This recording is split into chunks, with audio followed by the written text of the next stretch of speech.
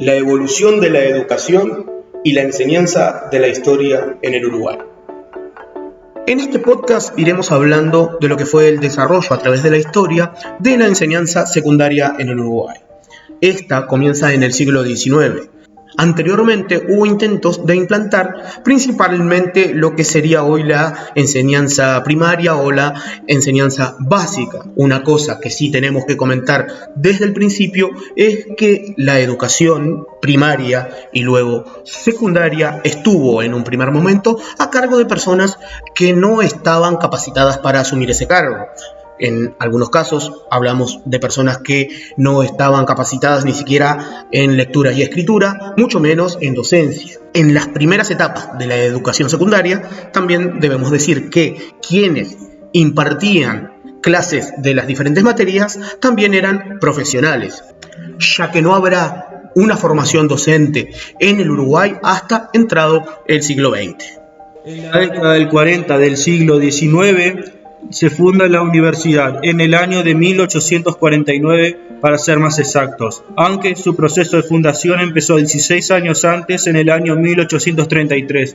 Las materias que se daban eran latín, filosofía, matemática, teología y jurisprudencia. Todavía no figuraba la historia como enseñanza.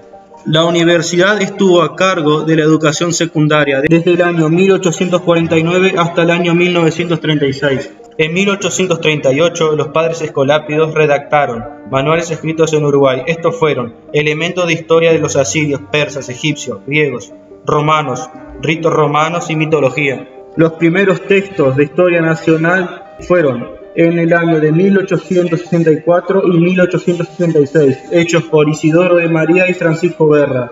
La obra de María comprendió la historia de la República Oriental del Uruguay, mientras que la de Berra fue bosquejo histórico de la República Oriental del Uruguay.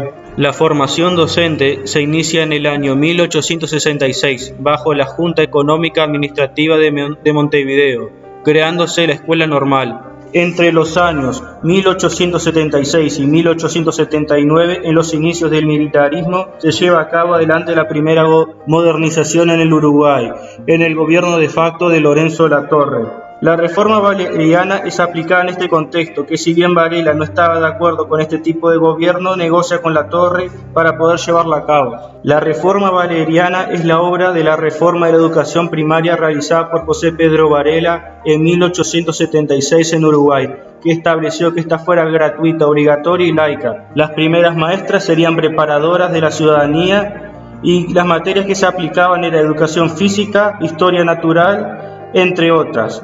El objetivo de la reforma valeriana era formar la paz y una primera imagen nacionalista. Como decíamos hoy más temprano, cuando se instaló la Universidad de la República en 1849 no figuró la enseñanza de la historia. En 1866 es cuando se instala en la Universidad de la República la primera cátedra de Historia Universal a cargo del italiano Luis De Stefani. En el ámbito privado, unos años más adelante, existieron algunos antecedentes de cátedras de Historia Nacional en el periodo comprendido entre 1877 y 1882. A esta altura de la historia estamos comenzando ya con los inicios del siglo XX en esta especie de línea de tiempo que estamos llevando adelante en este podcast. Y bueno, toca llegar al periodo de principios del siglo, los primeros 30 años de la historia uruguaya del siglo XX. En este periodo hubo varias reformas y aparecen nuevas leyes que dan un impulso a la educación secundaria en el Uruguay. En este periodo asume Valle la presidencia de la República, 1903, y en 1912, gracias a algunas ideas que trajo de su viaje a Francia y Suiza, y toma más que nada a París como modelo, en 1912, como decíamos, establece la ley de liceos, que viene a ser un primer impulso a la educación secundaria y a la democratización de esta. Con la ley de liceos se establecen los liceos en todo el Uruguay, en todos los departamentos. En 1911 se había fundado en Montevideo lo que era el IABA, el Instituto Vázquez Acevedo, con una sección de enseñanza secundaria y preparatoria de la universidad, siendo el primero en su tipo, dependiendo de la Universidad de la República.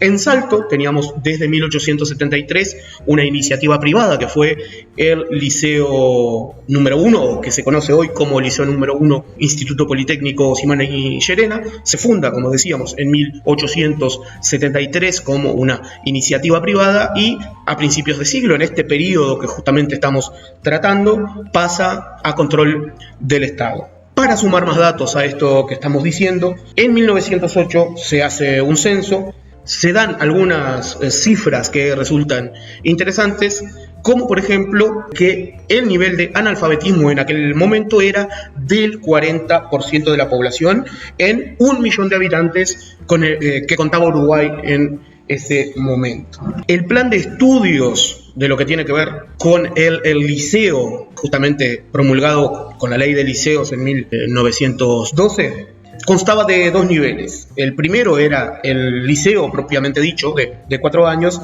en el que se impartían materias como biología, química, física, matemática, lengua nacional, francés, inglés, literatura, geografía e historia. Muchas de estas materias hoy por hoy se siguen manteniendo como materia en secundaria. Reiteramos que 1912 es un año fundamental para la enseñanza secundaria en nuestro país, porque además se crea la universidad o liceo para las mujeres. Y más adelante, en 1919, nació el liceo nocturno, existiendo en 1927 un total de 5 liceos en Montevideo, uno de ellos nocturno y 18 en el interior del país. A fines de 1935, el Poder Ejecutivo decide modificar la organización de enseñanza secundaria, separándola de la universidad, como habíamos dicho anteriormente, transformándola en servicio autónomo y descentralizado con su ley orgánica.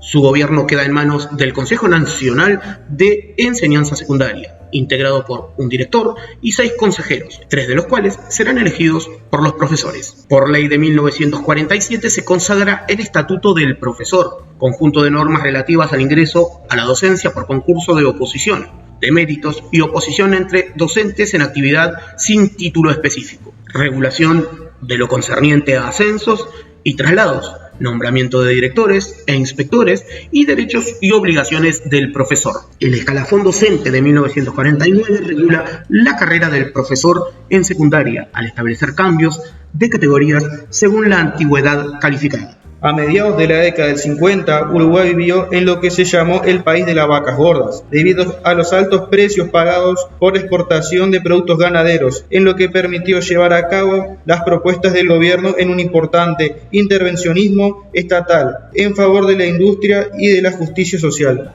En este contexto, en 1951 se crea el IPA. Era una antigua y reiterada aspiración que, sin desconocer las posibilidades de acceso consagradas por el Estatuto, asumió con alto nivel la capacitación profesional en las diferentes asignaturas del plan secundario y la preparación pedagógica tanto práctica como teórica. En el año 1963 se da una experiencia piloto en el Uruguay. Una reforma que se aplica aparte de los centros educativos de educación media. Esta reforma tendía prioritariamente hacia el mejoramiento del aprendizaje mediante una actualización de los procesos de transposición didáctica de los conocimientos. Esta reforma aspira a crear una nueva y más moderna educación para las élites, pero no se percibió en aquel entonces que el perfil tanto del alumnado como de los profesores había cambiado socialmente. Tanto alumnos como profesores ya no provenían de las élites intelectuales del país. En cuanto a la reforma a que se refiere mi compañero, el profesor Carlos Benedutto habló de la misma de la siguiente manera. La misma tiene un carácter urgente si queremos ya no prosperar, sino tan solo sobrevivir o por lo menos recuperar algo de los beneficios perdidos. Debemos tener todos los ojos muy abiertos ante esta situación sin salida. Cuando Carlos Benvenuto habla de una situación sin salida, refiere a que desde la década de los 50 el Uruguay viene sufriendo un desgaste político y en el sistema económico de crecimiento hacia adentro. En palabra de Ares Pons, 1971, la crisis en secundaria es un fragmento de la crisis nacional, uno de los nódulos más visibles y dolorosos. Diciéndolo de otra manera, en momentos de crisis, uno de los primeros sistemas en sufrir es el educativo. Como recién lo mencionábamos, el largo ciclo de estancamiento económico iniciado a fines de la década de los 50 se transformó en un ciclo de crisis social y de enfrentamiento político que terminó destruyendo la democracia. Parte de los jóvenes se volcó hacia la guerrilla y el grueso de ellos, ante la caída de los ingresos de sus familias, inició su vida laboral a temprana edad, abandonando los estudios. En ese entonces, los legisladores identifican estar frente a un nuevo proceso educativo y que para ser debidamente atendido debe ser necesario que se le otorgue el carácter universal como lo tenía la educación primaria. Con esto, el ciclo básico es declarado obligatorio. El primer golpe a la educación fue dado durante el receso de 1970, cuando se instituyeron a las autoridades de enseñanza secundaria y técnica. Esto significó el comienzo de una guerra pedagógica que se va a desarrollar hasta una segunda intervención a partir de 1975. Desde ese momento, las Fuerzas Armadas van a asumir la titularidad de la conducción del proceso educativo.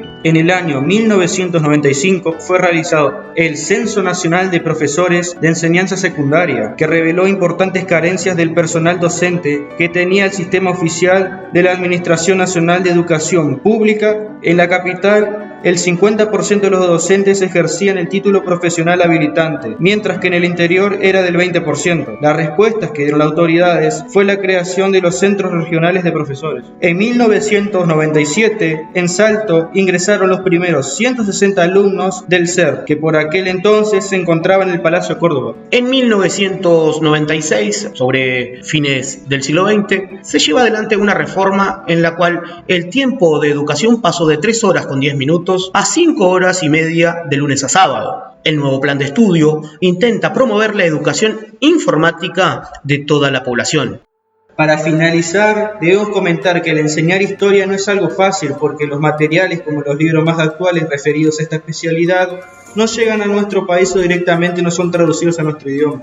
Continuando con lo que dice mi compañero, también debemos resaltar que los papers científicos más actuales directamente no son escritos en nuestro idioma, sino que están principalmente en inglés. Por suerte hoy en la educación está instaurada la utilización de herramientas informáticas desde 1996, lo que facilita tanto a alumnos como a profesores a acceder a diferentes fuentes de información, y también la informática nos brinda otras herramientas audiovisuales, por ejemplo, que son otra manera de enseñar historia y de llegar a los alumnos de hoy en día.